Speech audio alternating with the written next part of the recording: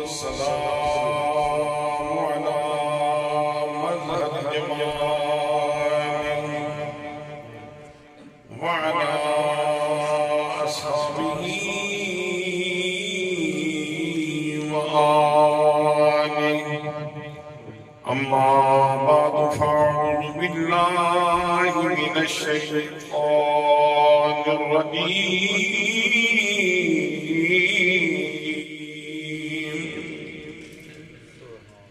بسم الله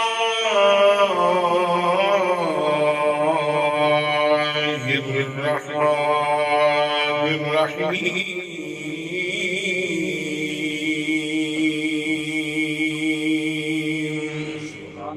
سبحان اللہ وما أرسلناك إلا رحمة للعالمين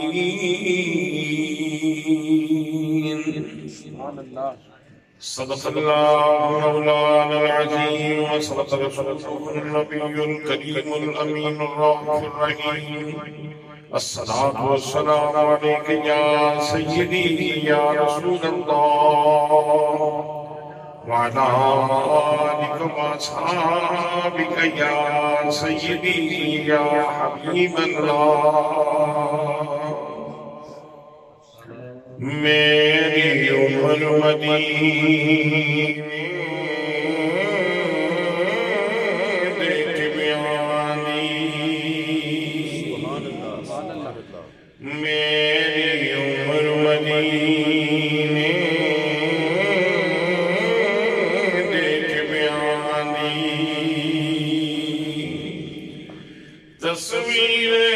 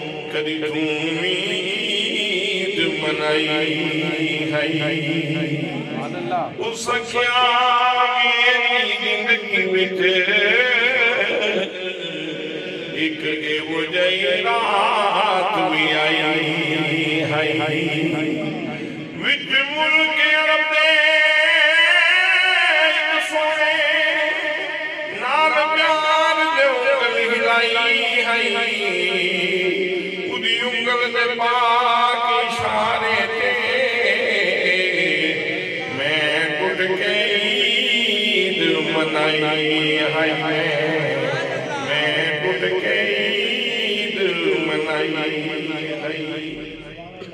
سبحان اللہ بس اللہ دیا سونیا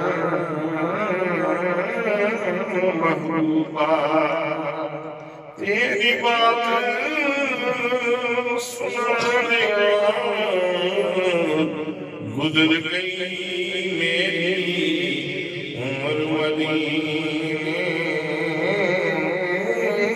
دیکھ پیاری ماشاء اللہ سبحان اللہ رونق کی محفل فیضیاب فیضان حضور سیدی ضیاء العمر عزیز القدر جناب حضرت علامہ مولانا قاری محمد طاہر شریف الازہری صاحب و دیگر مقتدر علماء کرام معززین علاقہ برادران اسلام برادران طریقت برادران محبت السلام علیکم ورحمۃ اللہ وبرکاتہ علیکم السلام آج کی یہ نور بدامہ سعادت الموافق برادر عزیز فضیلت ماں جناب محمد قمر چشتی صاحب نے انتہائی ذوق اور محبت کے ساتھ منعقد کی ہے میں ان کو ان کے رفقا کو اور آپ سبھی لوگ جو اس محفل میں رونق بنے ہیں سب کو صحیح قلب سے ہدیہ تبلیغ و تحسین پیش کرتا ہوں اور دعا کرتا ہوں کہ اللہ کریم ہم سب لوگوں کی حاضری اپنی بارگاہ میں قبول فرمائے اور ہم سب کے لیے بخشش کا باعث بنائے آج کا یہ نور بدامہ پروگرام نبی مکرم صلی اللہ علیہ وآلہ وسلم کے میلاد کے سلسلہ میں انعقاد پذیر ہے اور آج کی اس خوبصورت نشست میں جس موضوع کا میں نے انتخاب کیا ہے وہ ہے مصطفی معاشرہ کی خصوصیت اور ہمارا کردار مصطفی معاشرہ کی خصوصیت کیا ہے اور ہم کہاں کھڑے ہیں اس حوالے سے چند باتیں آپ کی سماعتوں کی نظر کرنا چاہتا ہوں دعا ہے کہ اللہ کریم مجھے حق کہنے کی توفیق مرحمت فرمائے حضرات محترم نبی مکرم شفیع معظم صلی اللہ علیہ وآلہ وسلم کی آمد پہ ہم خوشی کر رہے ہیں تو اس کی وجہ یہ ہے کہ نبی پاک صلی اللہ علیہ وسلم کی صورت میں فقط ایک انسان دنیا پہ تشریف نہیں لایا بلکہ اللہ کریم نے اس کائنات کو حسن کا خزانہ عطا فرمایا سبحان اللہ اور صرف حسن کا خزانہ نہیں عطا فرمایا رحمتوں کا خزانہ عطا فرمایا ہم سب لوگوں کی زندگی وہ ایک کشمکش کی صورت میں ہے سائل کے کاسہ کی صورت میں ہماری زندگی ہے اور نبی مکرم صلی اللہ علیہ وسلم کی 63 سالہ زندگی وہ چشمہ فیاض کی طرح ہے اگر ہم اپنی زندگیوں کی تجزی کریں اور حضور صلی اللہ علیہ وسلم کی زندگی کی جامعیت کو دیکھیں تو انسان حیران رہ جاتا ہے حضرات محترم یہ بات کتنی حیران کن ہے کہ آپ لوگ اگر آپ کے فنگر پرنٹس چیک کیے جائیں تو ہر بندے کے ہاتھوں کی انگلیوں کی لکیریں مختلف ہیں کسی دور میں انگوٹھا لگایا جاتا تھا اور آج کے دور میں مشین کے ساتھ ہاتھوں کی لکیریں چیک کی جاتی ہیں اور فنگر پرنٹ لیے جاتے ہیں ہر جگہ کے اوپر اور پھر انسان کا چہرہ ہے حضرات محترم اتنے انسان اللہ کریم نے بنائے ہیں اتنے انسان اور کسی بندے کی ہاتھوں کی لکیریں کسی بندے کے ہاتھوں کی لکیریں کسی دوسرے بندے سے نہیں ملتی، ایسے ہی کسی انسان کا چہرہ کسی دوسرے انسان سے نہیں ملتا۔ جیسے یہ فنگر پرنٹ میں اختلاف ہے، جیسے انسان کے چہرے میں اختلاف ہے، ایسے ہی انسانوں کی طبیعت میں بھی اختلاف ہے، انسانوں کی طبیعتوں میں بھی تنوع ہے۔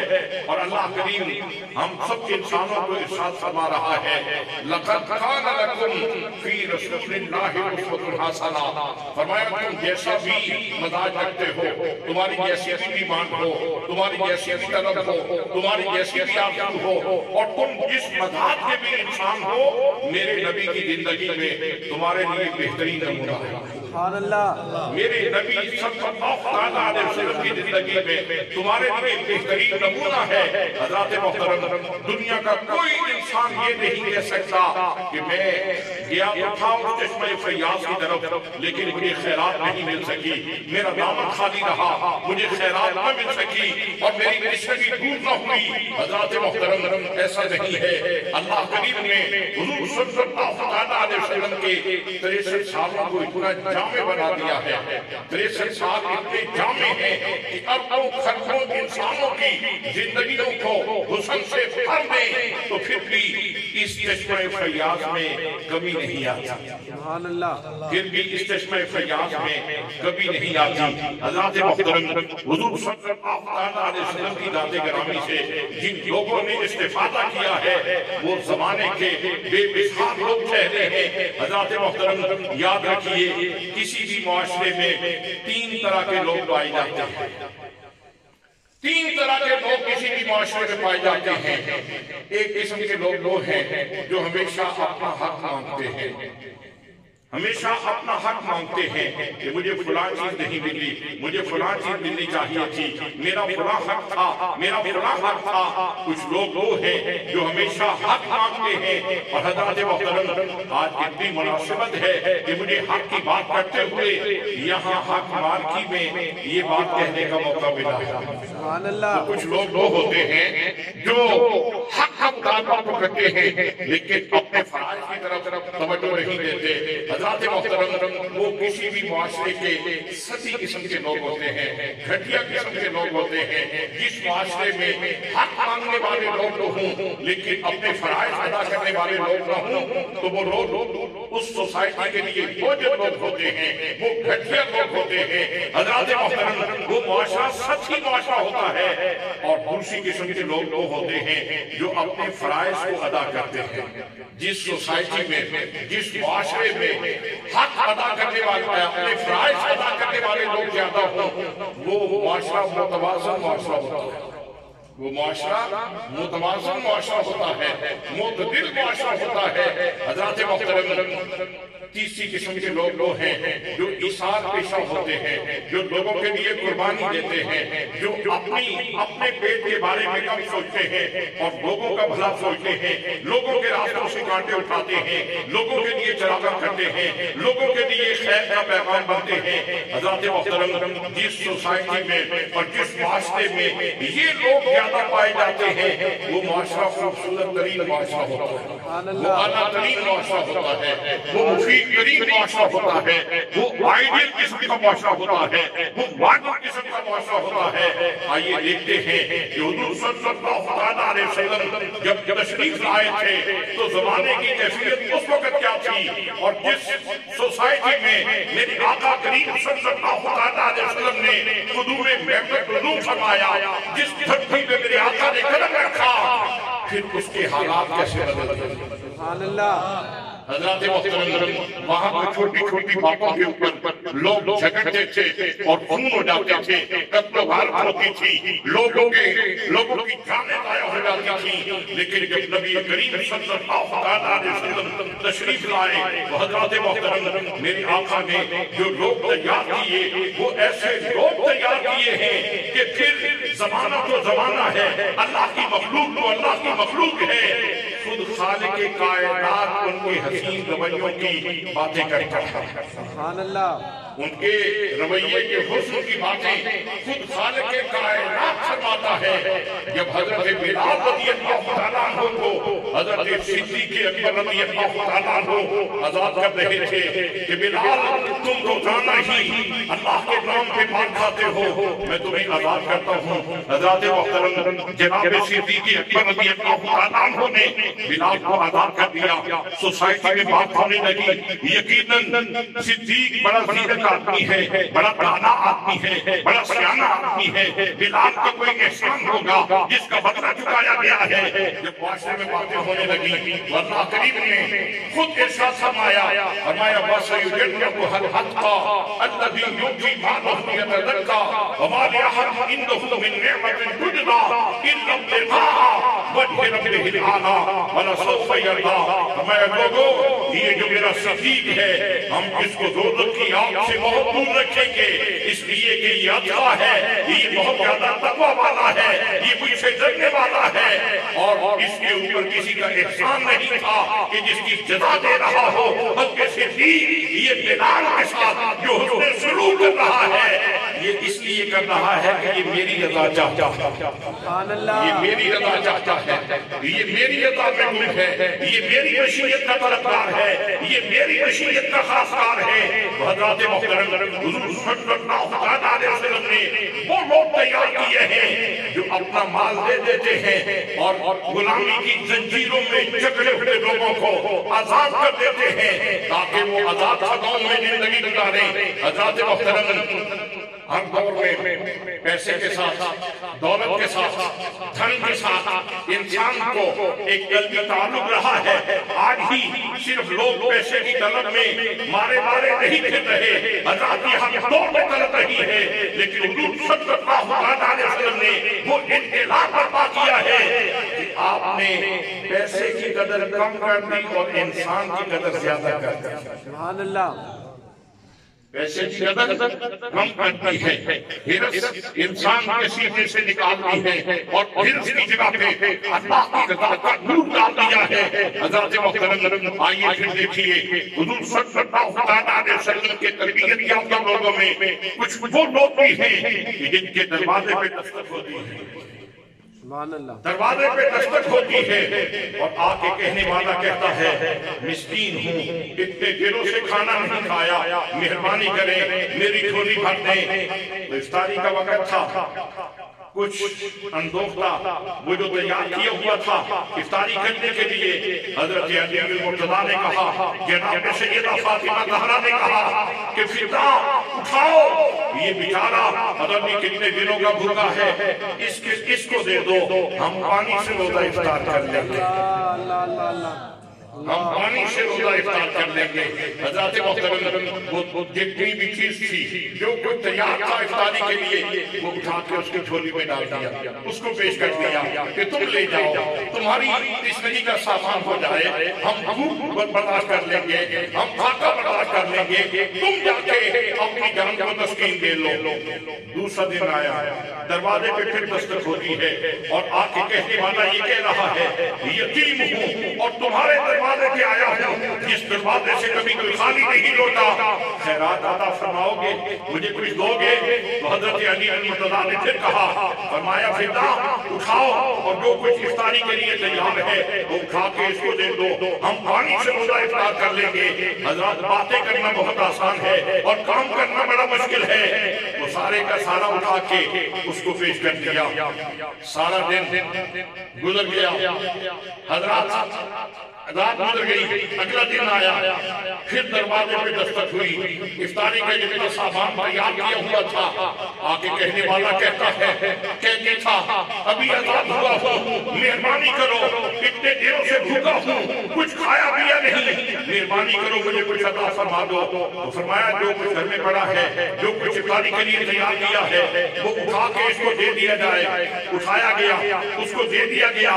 حضرات محترم یہ دینے والے تو دے رہے تھے, جناب علی تو دے رہے تھے, جناب فاطمہ تو دے رہی تھی, جناب حسن تو دے رہے تھے, جناب حسین کو دے رہے تھے, سیدہ زینب کو دے رہی تھی, حضرت سیدہ کو دے رہی تھی.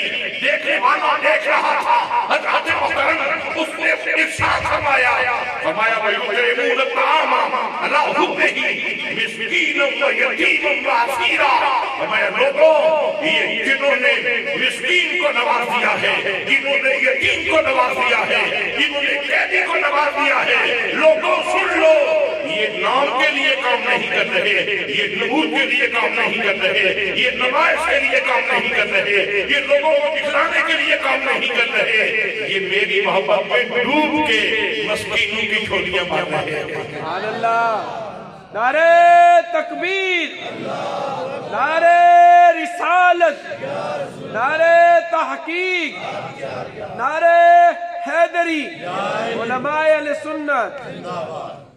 حضرات محترم, آج ہماری کیفیت یہ ہے, گھر ساز و سامان سے بھرا ہو, ہمیں پھر بھی فاقے کی شکایت ہے, غربت کی شکایت ہے, حالات کی خرابی کی شکایت ہے. آج کل مالی حالات ٹھیک نہیں ہے. حضرات محترم, اور گھر میں بھگونے میں دانے بھی موجود ہیں, بستر بھی موجود ہیں, سارا کچھ موجود ہے, پھر بھی ہم شکوہ گناہ ہیں. سلام ہے ان ہستیوں کے اوپر جنہوں نے بارگاہ مصطفیٰ صلی اللہ علیہ وسلم سے خیر دیا ہے, اور دل اتنے غنی ہوئے کہ انہوں نے افطاری کا جو سامان تیار کیا تھا تھوڑا بہت, وہ بھی غریبوں کو دے دیا اور فاقہ برداشت کر دیا.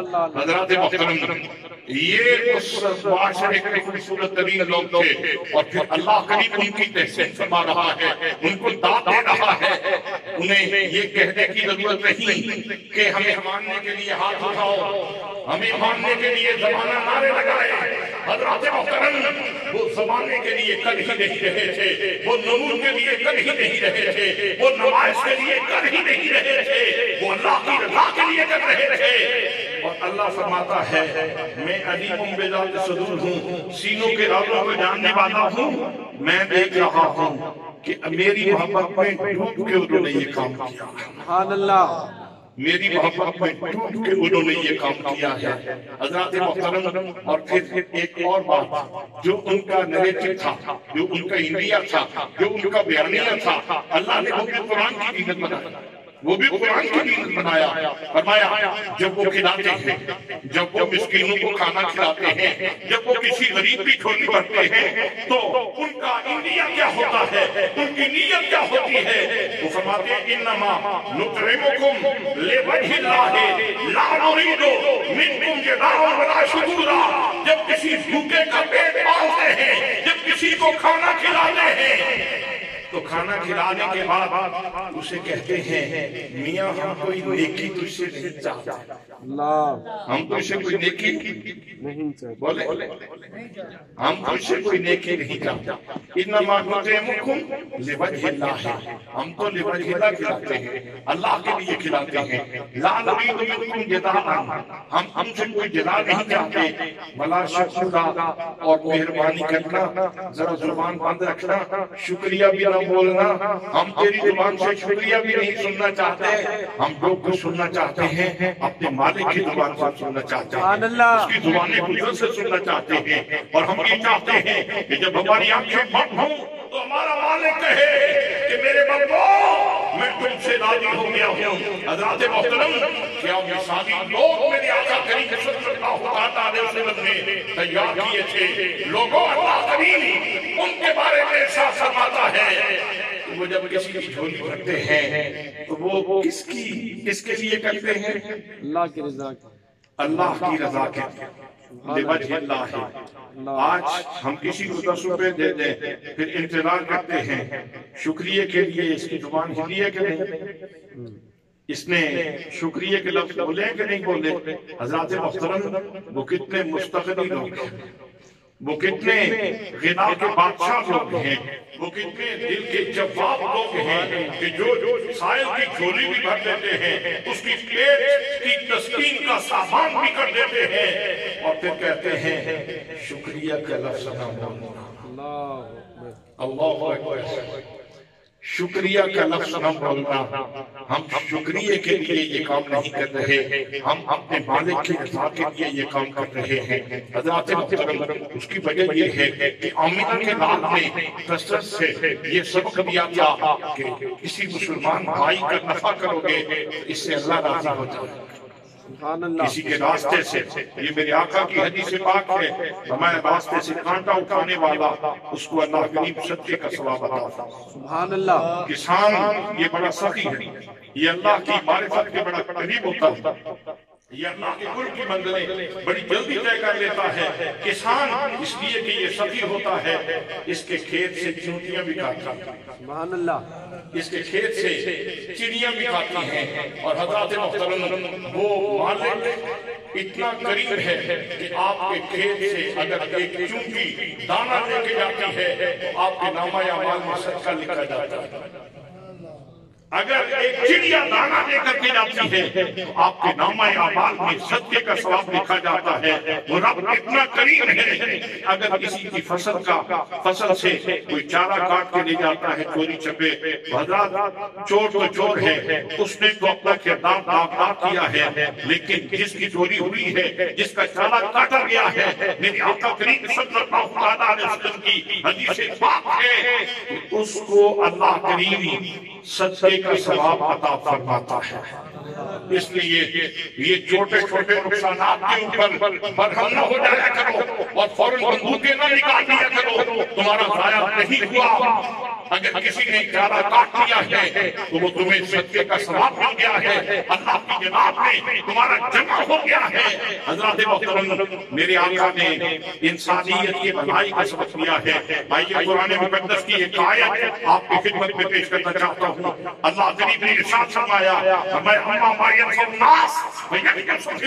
لوگوں اس زمین کے اوپر اگر قوام چاہتے ہو، اگر غلبہ چاہتے ہو تو عالم کی غلبے کا راز یہ ہے، جتنا انسانیت کے لیے نفع بخش ہو جاؤ گے اتنا اللہ کریم تمہیں دوام عطا فرمائے گا۔ سبحان اللہ۔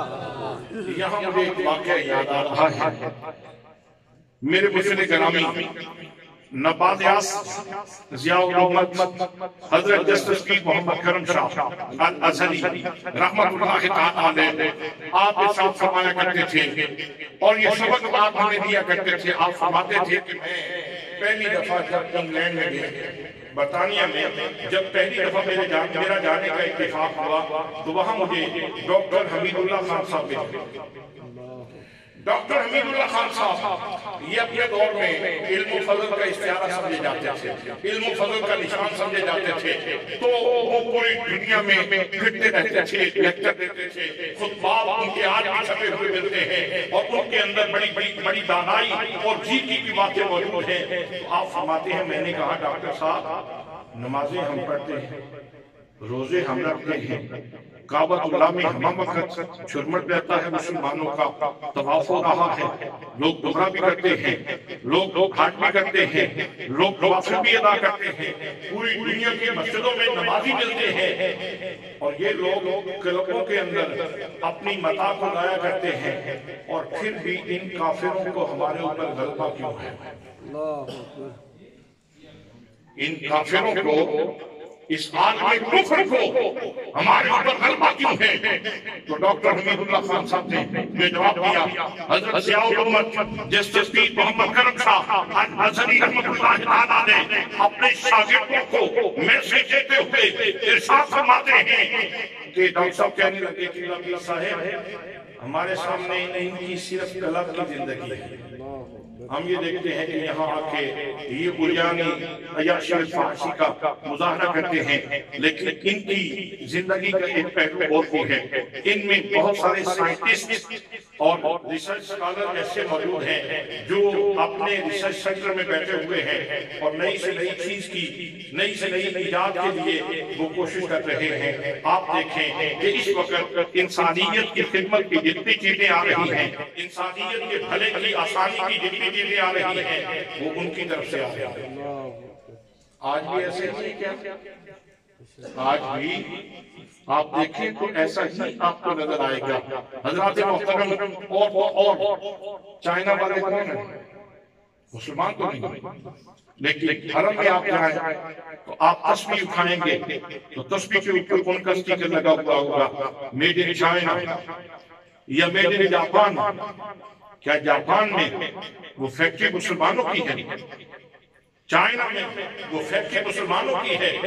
آپ کسی بوڑھے کے لیے لاٹھی دینا چاہتے ہیں تو اس لاٹھی کے اوپر بھی لکھا ہوا ہے میڈ ان چائنا یا میڈ ان جاپان۔ حضرات آپ وہاں وہ سٹیل کی تسبیح لینا چاہیں تو اس کے اوپر بھی لکھا ہوگا میڈ ان چائنا۔ آپ وہاں یہ چھتری لینا چاہیں امبریلا تو اس کے اوپر بھی لکھا ہوگا میڈ ان چائنا۔ میرے دوستو، یہ کیا معاملہ ہے؟ مسلمانوں کا مرکز مکہ المکرمہ کعبۃ اللہ، اللہ کا گھر ہے، اور وہاں جتنی چیزیں مل رہی ہیں، ٹوپی کے اوپر میڈ ان چائنا، تسبیح کے اوپر میڈ ان چائنا، لاٹھی کے اوپر میڈ ان چائنا، امبریلا کے اوپر میڈ ان چائنا لکھا ہوا ہے، تو جو انسانیت کے بھلے کی چیزیں زیادہ سے زیادہ لے کے آ رہے ہیں ان کو غلبہ نصیب ہے۔ مسلمان پیچھے جا رہے ہیں، مسلمان دن بدن پیچھے جا رہے ہیں۔ آج کا مسلمان یہ دھوکے میں مشغول ہے، یہ فراڈ میں مشغول ہے، یہ دو نمبری میں مشغول ہے۔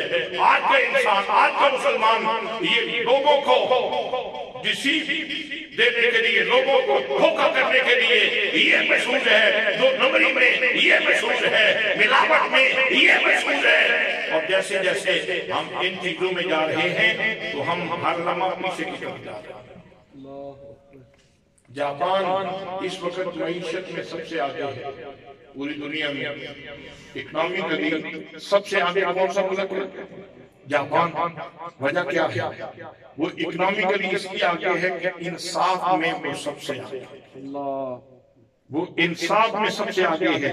یہاں پاکستان میں ایک آدمی جس کے پاس پیسے ہیں یا جس کی اصول سوکھ ہیں، وہ ایک آدمی کو قتل کر دیتا ہے اور تیسرے دن جیل سے باہر آ جاتا ہے۔ پہلے تو اس تک کھانے کی اپروچ ہی نہیں ہوتی، عدالتوں کی اپروچ ہی نہیں ہوتی، اور وہاں تک اگر اپروچ ہو جاتی ہے تو تیسرے دن، چوتھے دن، پانچویں دن، 10ویں دن، مہینے کے بعد وہ جیل سے باہر آ جاتا ہے، تھانے سے باہر آ جاتا ہے۔ اور اگر کسی غریب سے غلطی ہو جاتی ہے تو وہ کچلا جاتا ہے۔ حضرات، جن معاشروں میں ظلم ہوتا ہے، انصاف کا قتل ہوتا ہے، وہاں لوگوں کا زندگی کا گراف نیچے جاتا ہے، اور جو لوگ انصاف کرتے ہیں، لوگوں کے حقوق کا خیال رکھتے ہیں، اپنے فرائض احسن طریقے سے ادا کرتے ہیں، وہاں زندگی کا گراف بلند ہوتا چلا جاتا ہے۔ سبحان اللہ۔ وہاں زندگی کا گراف اب ہوتا چلا جاتا ہے۔ جب مسلمان انسانی خدمت کی چیزیں دے رہے تھے اس وقت تک مسلمانوں کا غلبہ تھا، اور جب سے یہ کام غیر مسلموں نے کرنا شروع کر دیا ہے، غیر مسلموں نے جب سے یہ کام کرنا شروع کر دیا ہے، اس وقت سے مسلم امہ نیچے جا رہی ہے اور کافر اوپر جا رہے ہیں۔ اور یہ قرآن کی صداقت ہے، قرآن کا یہ جملہ ہے جس کے اوپر مسلم امہ توجہ نہیں کر رہی۔ حضرات محترم، آج قرآن کی طرف تو لوگ پیچھ کرتے جا رہے ہیں۔ یہ قرآن کا فارمولہ ہے، اما ما یفعل الناس فینقص فی الارض، جو انسانیت کے لیے جتنا زیادہ نفع بخش ہوگا اس کو اتنا دباؤ ملے گا۔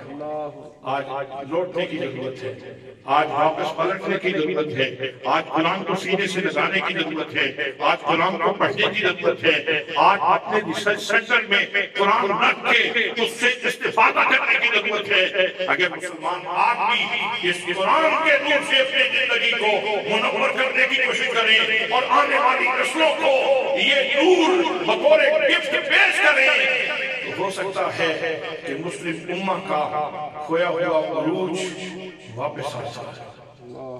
حضرات محترم، ہمارے آقا کریم صلی اللہ علیہ وسلم کی ذات گرامی کے بارے میں اللہ نے کیا ارشاد فرمایا؟ وَمَا أَرْسَلْنَاكَ إِلَّا رَحْمَةً لِلْعَالَمِينَ کہ محبوب ہم نے آپ کے لیے، آپ کو پورے جہان کے لیے، العالمین کے لیے رحمت بنا کر کے بھیجا ہے۔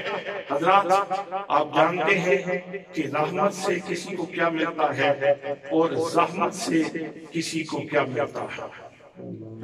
اگر زحمت دی جائے گی، زحمت تکلیف، تو کیا ہوگا؟ چہرے کے اوپر جس کو زحمت دی گئی ہے اس کے چہرے کے اثرات کیسے ہوں؟ غصہ ہوگا کہ نہیں؟ پریشانی ہوگی کہ نہیں؟ اور اگر رحمت دی جائے، رحمت کرم ہو جائے، کسی کے ساتھ نیکی کی جائے تو اس کے چہرے کے اوپر تبسم آئے گا کہ نہیں آئے گا؟ تو اللہ نے اپنے حبیب صلی اللہ علیہ وسلم کا جو سراپا بنایا ہے وہ العالمین کے لیے مسکراہٹیں عطا فرمانے والا سراپا ہے۔ سبحان اللہ۔ اور مسلمان کو بھی اپنے نبی کی زندگی اور اپنے نبی کی سراپا رحمت شخصیت سے استفادہ کر کے اس کو بھی اپنی شخصیت میں رحمت کا پہلو غالب کرنے کی ضرورت ہے۔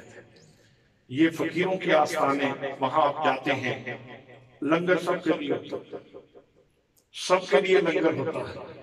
آپ خواجہ غریب نواز، خواجہ معین الدین چشتی اجمیری رحمۃ اللہ تعالیٰ علیہ کے دربار میں چلے جائیں، پوچھا جاتا ہے لنگر دینے سے پہلے کہ تم کس مذہب سے تعلق رکھتے ہو؟ جی داتا صاحب جائیں تو لنگر دینے سے پہلے پوچھا جاتا ہے کہ تمہارا مذہب کیا ہے؟ خواجہ نظام الدین اولیاء دہلوی رحمۃ اللہ تعالیٰ علیہ کے دروازے پہ جائیں تو کیا لنگر دینے سے پہلے پوچھا جاتا ہے کہ تم کس مذہب سے تعلق رکھتے ہو؟ حضرات محترم، وہاں یہ باتیں نہیں پوچھی جاتی، وہاں صرف یہ دیکھا جاتا ہے کہ یہ آدم علیہ السلام کی اولاد۔ سبحان اللہ۔ مجھے اپنے مرشد گرامی حضور جانشین جاؤ محمد حضرت اللہ پیر محمد عبد الرساد صاحب مدد عالی، آپ کا ارشاد یاد آ رہا ہے۔ آپ فرماتے ہیں کہ ہم گئے خواجہ غریب نواز کی چوکھٹ پہ، تو وہاں ایک ہندو میں نے دیکھا اپنی دکان پہ بیٹھا تھا اور اس نے خواجہ غریب نواز کا تعویذ باندھا ہوا تھا۔ تو میں نے اسے پوچھا کہ تم مسلمان ہو؟ اس نے کہا نہیں۔ تو میں نے آپ فرماتے میں نے کہا کہ تم نے یہ تعویذ تو غریب نواز کا باندھا ہوا ہے؟ تو اس نے بڑا کمال جواب دیا، اس نے کہا وہ مسلمان نواز نہیں، وہ غریب نواز ہے۔ سبحان اللہ۔ وہ مسلمان نواز نہیں، وہ غریب نواز ہے۔ جو بھی یہاں اس کے پاس غریب بن کے آ جائے تو اس کو نواز دیتا ہے۔ حضرات محترم، اس لیے ضرورت اس بات کی ہے کہ آپ کا وجود نبی کریم صلی اللہ علیہ وسلم کی شان رحمت سے مستفید ہو کر دنیا کے لیے مفید ہو جائے۔